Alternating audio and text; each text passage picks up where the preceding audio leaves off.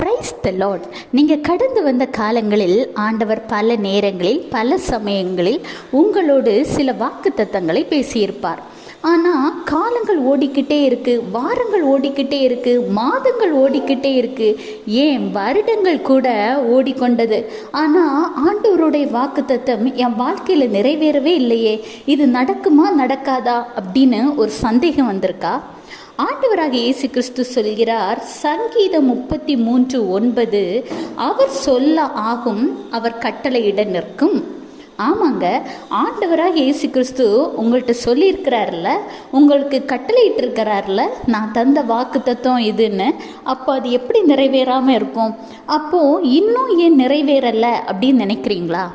அதாவது ஆண்டவராக இயேசு கிறிஸ்து இந்த வாக்கு தத்தத்தை எப்படிப்பட்ட சூழ்நிலையில் உங்களுக்கு தந்தார், எப்படிப்பட்ட நேரத்தில் தந்தாருன்னு நீங்கள் யோசித்து பார்த்தீங்கன்னா, நீங்கள் ரொம்ப உடைஞ்சு போய் ரொம்ப மனவேதனைப்பட்டு என் எதிர்காலம் எப்படி இருக்குமோ, இந்த சூழ்நிலை எப்படி அமையுமோன்னு நீங்கள் வேதனைப்பட்டு கூனி குறுகி இருந்த சமயத்தில், என் மகனே என் மகளே நீ கலங்காத, உன் எதிர்காலத்தை குறித்து நான் இப்படி ஒரு திட்டத்தை வைத்திருக்கிறேன், அதனால் நீ சோர்ந்து போகாத, மென்மேலும் அதை அடைவதற்காக நீ ஓடு, நீ பலப்படுன்னு ஆண்டவர் உங்களை பலப்படுத்துவதற்காக முன்கூட்டியே உங்களை குறித்த காரியத்தை வெளிப்படுத்தி இருக்கிறார்.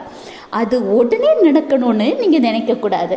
எப்படி உங்களை பலப்படுத்த ஆண்டவர் அந்த வாக்கு தத்தத்தை தந்தாரோ, அதை நீங்கள் அடைகிற வரைக்கும் இடையிடையாக அப்பப்போ உங்களோடு பேசி இன்னும் ஒரு சில வாக்கு தத்தங்களை தந்து அவர் நடத்தி கொண்டு தான் இருக்கிறார். எனவே வாக்கு தத்தம் உடனே நிறைவேற வேண்டும் என்று நினைப்பதை விட, ஏற்ற காலத்தில் ஏற்ற நேரத்தில் ஆண்டவருக்கு சித்தமான நேரத்தில் நிறைவேறணும்னு ஜெபிங்க. கர்த்தர் உங்களையும் உங்கள் குடும்பத்தையும் ஆசீர்வதிப்பார். Have a blessed day. Jesus bless you.